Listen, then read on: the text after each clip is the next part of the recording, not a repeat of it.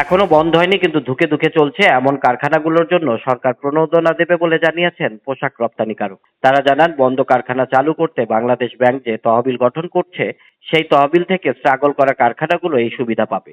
11ই মে তৈরি পোশাক রপ্তানিকারকদের শীর্ষ দুই সংগঠন বিজিএমইএ এবং বিকেএমইএ নেতাদের সঙ্গে বৈঠকে সংগঠন দুটির দাবির প্রেক্ষিতে প্রধানমন্ত্রী তারেক রহমান এই আশ্বাস দেন। এই বিষয়ে টিভিএস পডকাস্টে কথা বলতে আমাদের সঙ্গে যোগ দিয়েছেন বিকেএমইএ এর সভাপতি মোহাম্মদ হাতেম। জনাব হাতেম, আপনাকে স্বাগত জানাচ্ছি। আপনাদেরকেও ধন্যবাদ জানাচ্ছি। আপনার দর্শক শ্রোতা যারা আছেন সবাইকে বিকেএমইর পক্ষ থেকে, পোশাক শিল্প পরিবারের পক্ষ থেকে ধন্যবাদ। অন্তর্বর্তী সরকারের সময় আপনারা তো সরকার প্রধানের সাথে অনেকবারই আলোচনার বা বৈঠকের একটা চেষ্টা করেছিলেন। আপনাদের বিশেষ করে বিজেপি সভাপতি যেটা জানিয়েছিলেন যে সে সুযোগ আপনারা পান। তো এখন নির্বাচিত একটি সরকার রয়েছে, তাদের সাথে আপনাদের এই বৈঠকের ক্ষেত্রে কি খুব লম্বা সময় লেগেছে, না অনেক স্ট্রাগল করতে হয়েছে, নাকি সহজেই আপনারা? এই ক্ষেত্রে আমরা মনে করি যে অত্যন্ত সৌভাগ্যবান যে এই সরকার দায়িত্ব নেওয়ার পরে এই পর্যন্ত আজকে সহ দ্বিতীয়বার তৃতীয়বারের মতো সাক্ষাৎ হয়েছে। তো এবং আজকে যে আলোচনা হয়েছে অত্যন্ত ফলপ্রসূ, বেশ কিছু আলোচনা হয়েছে। বিশেষ করে আমরা শুরুতে মাননীয় প্রধানমন্ত্রীকে ধন্যবাদ জানিয়েছি। নির্বাচনের আগে গত জানুয়ারির 4 তারিখে যেদিন আমরা প্রথম ওনার সাথে দেখা করি দেশে ফেরার পরে, তখন আমি দুইটা বিষয় নিয়ে উল্লেখ করেছিলাম সেদিন, শ্রম আইনের সংশোধনের বিষয় নিয়ে এবং এলডিসি গ্রাজুয়েশনের বিষয় নিয়ে। তো ওনারা এলডিসি গ্রাজুয়েশনের উনি সরকার গঠনের পরের দিনই কিন্তু এলডিসি গ্রাজুয়েশনের পিছিয়ে দেওয়ার জন্য আবেদন পাঠিয়েছেন এবং শ্রম আইনের যে প্রয়োজনীয় সংশোধনীগুলির ব্যাপারে আমি উল্লেখ করেছিলাম সেদিনও তিনি পজিটিভ রেসপন্স করেছিলেন এবং সংসদ অধিবেশনে পাশ হওয়ার পূর্বে এখানে এই জায়গাগুলিকে সংশোধন করিয়েছেন, দু একটা জায়গা বাদ থাকলেও। তো এই জন্য ওনাকে আমরা ধন্যবাদ জানিয়েছি, কৃতজ্ঞতা জানিয়েছি। আজকে বৈঠকে আর কি কি বিষয়ে আলোচনা হয়েছে আপনাদের সঙ্গে? আমি সেটাই বলছিলাম। বন্ধ কারখানাগুলি চালু করার যে সরকারের যে প্রায়োরিটি নিয়ে উদ্যোগ নিয়েছেন, এটাকে আমরা সাহসী উদ্যোগ, এই উদ্যোগকে আমরা স্বাগত জানিয়েছি। কিন্তু পাশাপাশি বিশেষভাবে উল্লেখ করেছি যে বন্ধ কারখানাগুলি তো চালুর উদ্যোগ আপনারা নিয়েছেন, কিন্তু অনেক প্রতিষ্ঠান ইতিমধ্যে চলমান প্রতিষ্ঠানগুলিকে ব্যাংকগুলি নানাভাবে বন্ধ করে দিচ্ছে, গলা টিপে হত্যা করছে। এই চলমান ফ্যাক্টরিগুলি যে বন্ধ হয়ে যাচ্ছে, এইগুলিকে বাঁচিয়ে রাখার উদ্যোগ নেওয়া প্রয়োজন এবং এই ব্যাপারে আমি মাননীয় প্রধানমন্ত্রীর সহযোগিতা চেয়েছি। তো মাননীয় প্রধানমন্ত্রী বলেছেন যে এই বিষয়ে প্রয়োজনে উনি বাংলাদেশ ব্যাংকের গভর্নর সহ নিয়ে আরেকদিন বসবেন এবং পাশাপাশি আমরা এদিন এনবিআর এর নানা সংকট সমস্যাগুলি নিয়ে বলেছি, ট্যাক্সেশন পলিসি নিয়ে কথা বলেছি। এগুলির ব্যাপারে উনি উদ্যোগ আমাদেরকে নিয়ে উদ্যোগটা নেবেন এবং প্রয়োজনীয় পলিসিগত সাপোর্ট দেওয়ার আশ্বাস উনি দিয়েছেন এবং যেটা আমরা খুব উৎসাহ বোধ করেছি যে তিনি খুব আন্তরিক আমাদের কাছে মনে হয়েছে বিষয়গুলি নিয়ে। এবং তিনি আমাদেরকে কয়েকটা বিষয়ে পরামর্শ দিয়েছেন। যে প্রথমত বলেছেন যে তিনি সিল্ক ইন্ডাস্ট্রিগুলি যেগুলি রয়েছে সরকারি মালিকানাধীন, এগুলি সরকার ছেড়ে দিবে। আমাদের ব্যবসায়ীরা যদি কেউ এগুলি নিতে চায় তাহলে সরকার এগুলি আমাদেরকে দিয়ে দিতে চান, এই ব্যাপারে আমাদেরকে আহ্বান জানিয়েছেন। দ্বিতীয়ত তিনি প্রোডাক্ট ডাইভার্সিফিকেশনের কথা বলেছেন, ম্যানমেড ফাইবারের উদ্যোগের কথা বলেছেন। আমরা জ্বালানি সংকট, বিদ্যুৎ সংকট এগুলি নিয়ে আমরা কথা বলেছি। তো মোটামুটি সবকিছু নিয়েই আমরা একটা ভালো অবস্থান আমার কাছে মনে হয়েছে। আজকে আমরা খুব উৎসাহ বোধ করেছি যে তিনি যেভাবে আমাদেরকে উৎসাহিত করেছেন এবং বলেছেন, বিষয়টা নিয়ে আমরা খুব উৎসাহিত বোধ করেছি। কতক্ষণের বৈঠক ছিল আপনাদের? কয় ঘন্টার বৈঠক ছিল আপনাদের? প্রায় এক ঘন্টার মতো বৈঠক ছিল। 1 ঘন্টার বৈঠকে আপনারা কি শুধু এই দুই সংগঠনের নেতৃবৃন্দই ছিলেন, না অন্য?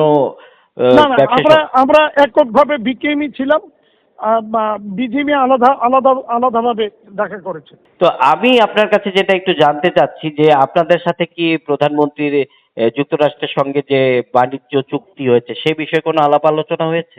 না, এই বিষয়ে কোনো আলোচনা হয়নি আজকে আমাদের সাথে। এখন এই বিষয়ে কি আপনাদের কোনো কনসার্ন আছে যেটা আপনারা প্রধানমন্ত্রীকে জানিয়েছেন? এই বিষয়ে আমি আগেই কথা বলেছি এবং সরকারের বিভিন্ন পর্যায়ে এই বিষয় নিয়ে আমি কথা বলেছি যেটাকে স্পষ্টতই আমি বলতে চাই যে মার্কিন যুক্তরাষ্ট্রের সাথে যে চুক্তিটা হয়েছে এটা একটা অসম চুক্তি এবং অনৈতিক ও কিছু কিছু ক্ষেত্রে অনৈতিকও বলে আমি বলতে চাই। সুতরাং এই বিষয়টা সরকারের বাণিজ্য মন্ত্রণালয় সহ অন্যান্য মন্ত্রী মহোদয়কে আমি বিষয়টা অবহিত করেছি, আমাদের কনসার্ন ব্যক্ত করেছি এবং আশা করি যে সরকার এই ব্যাপারে প্রয়োজনীয় উদ্যোগটা নেবেন, পদক্ষেপটা নেবেন। বন্ধ কারখানার বিষয়ে যদি আপনার কাছে আমি একটু জানতে চাই, আপনারা তো আসলে অনেক দিন ধরে এই বিষয়গুলো কনসার্ন প্রকাশ করছিলেন, তো সেগুলো আসলে মানে যেগুলো ধুকে ধুকে চলছে বা বন্ধ হয়ে যাওয়ার উপক্রম হয়েছে সেগুলোকে চালু করার ক্ষেত্রে সরকার বলেছে প্রণোদনাটা দেবে। তো এই প্রণোদনা আসলে কারা কিভাবে পাবে সে বিষয়ে কি আপনারা কোনো বিষয় নিজেদের মধ্যে ঠিক করেছেন? হ্যাঁ, আমরা ইতিপূর্বে এই বিষয়ে আমাদের সাথে বাংলাদেশ ব্যাংকের সাথে কথা হয়েছে। আমরা একদম স্পষ্টতই বলেছি কি কি ক্রাইটেরিয়া থাকতে পারে এবং সেখানে যেমন সব বন্ধ ফ্যাক্টরি সব তো আর চাইলেই তারা ফিরে আসতে পারবে না। এর মধ্যে কেউ কেউ আবার কিন্তু সেফ এক্সিট চাচ্ছে। তাহলে যারা সেফ এক্সিট চাচ্ছে তাদেরকেও সেফ এক্সিট দেওয়ার যাতে সরকার প্রয়োজনীয় উদ্যোগ নেয় বা ব্যবস্থা নেন সেই ব্যাপারেও আমরা বলেছি। আর যে সমস্ত ফ্যাক্টরিগুলি ফিরে আসতে চায় সেটাকেও যাচাই বাছাই করে প্রয়োজনে আমি সেখানে আরেকটা প্রস্তাবও দিয়েছি, প্রয়োজনে যে ব্যাংক এখানে নতুন করে ফাইন্যান্স করবে সেই ব্যাংকের একজন প্রতিনিধি সেখানে সেই প্রতিষ্ঠানে সংযুক্ত করে দেওয়ার দুইটা উদ্দেশ্য আছে। একটা হচ্ছে, প্রথম উদ্দেশ্য হলো যে তারা যে এখন নতুন করে ফাইন্যান্স করবে এই ফাইন্যান্সটা যাতে কোনোভাবেই মানে নষ্ট না হয়, লস না করে সেই জায়গাটাকে দেখা।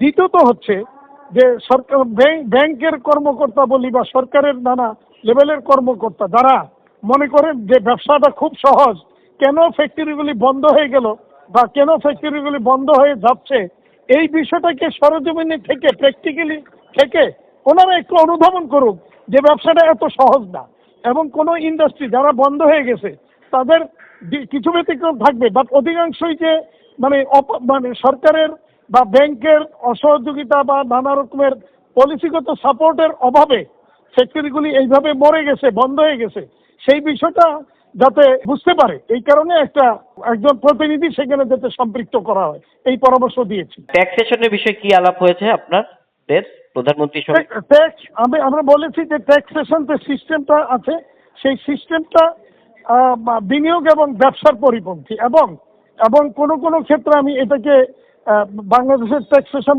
আইন বা পলিসি যেগুলো আছে এগুলিকে আমি অনৈতিকও বলতে চাই। অনৈতিক এই কারণে যে এখানে যেটা ট্যাক্সের যেটা সাধারণ ফর্মুলা যে আমি প্রফিট করব ট্যাক্স দিব, কিন্তু সরকার এখন যে ট্যাক্স নিচ্ছে যে পদ্ধতিতে সে সেলের উপর ট্যাক্স নিচ্ছে যেটা কোনোভাবেই হতে পারে না, চলতে পারে না।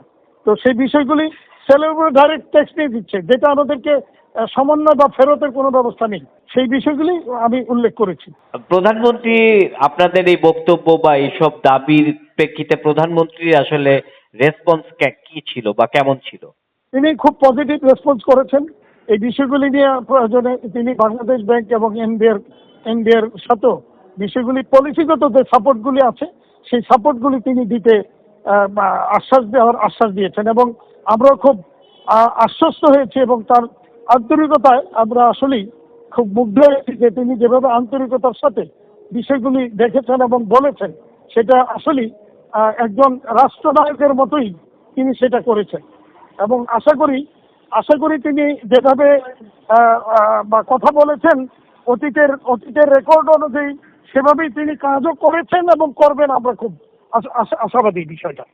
একটা শেষ প্রশ্ন করতে চাই, বর্তমান সরকারের তো একটি লক্ষ্য রয়েছে প্রচুর কর্মসংস্থান সৃষ্টির, তো সেক্ষেত্রে আসলে তৈরি পোশাক খাতে আপনারা একটি অংশ আসলে লিড করেন, তো আপনাদের এক্ষেত্রে সহায়তা বা আপনাদের মানে প্রধানমন্ত্রী বা সরকারের এই লক্ষ্য পূরণে আপনাদের সহায়তাটা কিভাবে তৈরি হবে বা কিভাবে কাজ করবে? যে তিনি যেটা কর্মসংস্থানের কথা বলেছেন এটা যদিও বর্তমান প্রেক্ষাপটে খুব কঠিন, কারণ হচ্ছে বর্তমানে যে অর্থনৈতিক সংকট চলছে, ব্যাংকগুলি যেভাবে খালি হয়ে গিয়েছে, এই অবস্থার মধ্যে এটা ঘুরে দাঁড়ানো খুব কঠিন। তবে সরকার যদি যেভাবে আন্তরিকতা দেখাচ্ছেন তাতে আমার কাছে মনে হচ্ছে কিছু একটা ফল অন্তত আমরা পাবো। জি, আপনাকে অসংখ্য ধন্যবাদ আমাদেরকে সময় দেওয়ার জন্য। জি, ধন্যবাদ।